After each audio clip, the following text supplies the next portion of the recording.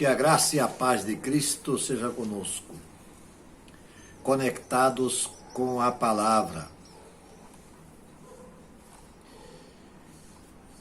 Nós queremos falar um pouco hoje sobre fidelidade.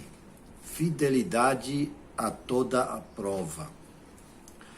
Juras de fidelidade são muito comuns nas cerimônias de casamento, quando o casal, diante de testemunhas presentes, promete fidelidade mútua, respondendo sim à pergunta feita nesse sentido pela autoridade celebrante. Nós todos sabemos que, em grande parte, tais juras de fidelidade não passam de uma espécie de mera encenação. Na verdade, não há propósito verdadeiro de ser fiel. Infelizmente, isso acontece. Mas, diante disso, nós temos aquilo que Deus representa. E Deus é totalmente diferente disso.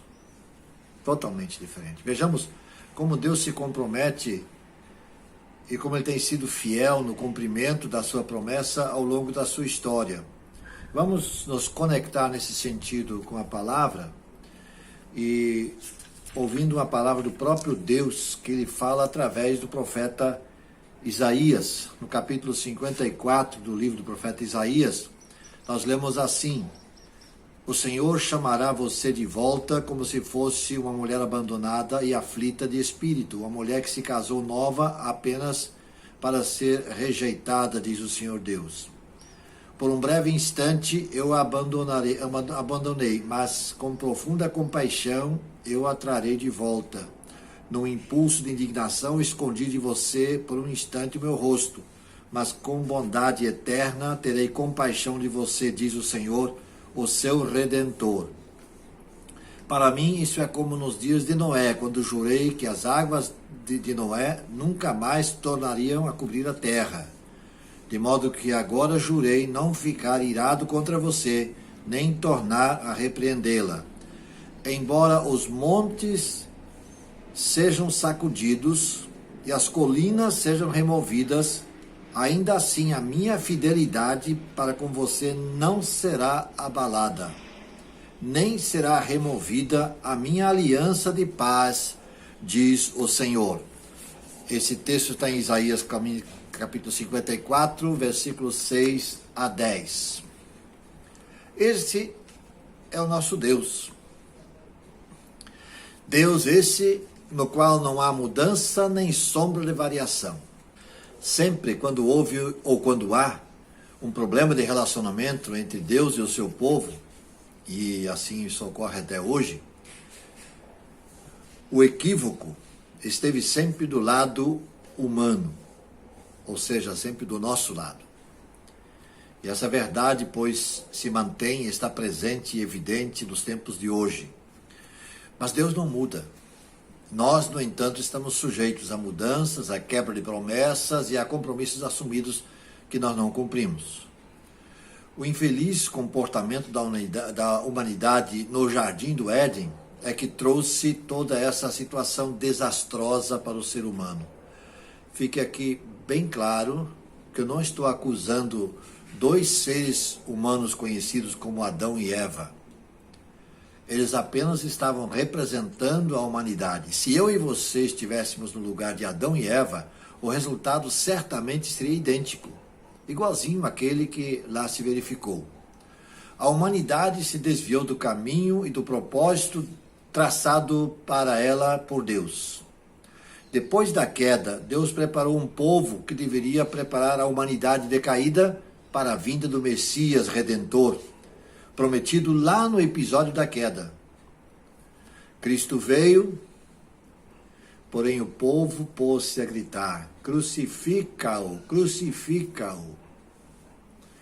Mas Deus continua no seu empenho, buscando a reaproximação com a humanidade decaída.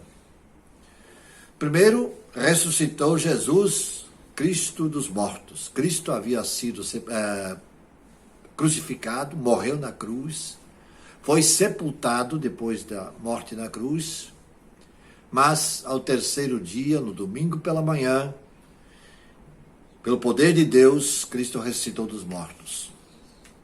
Essa foi a primeira providência de Deus depois da crucificação e morte.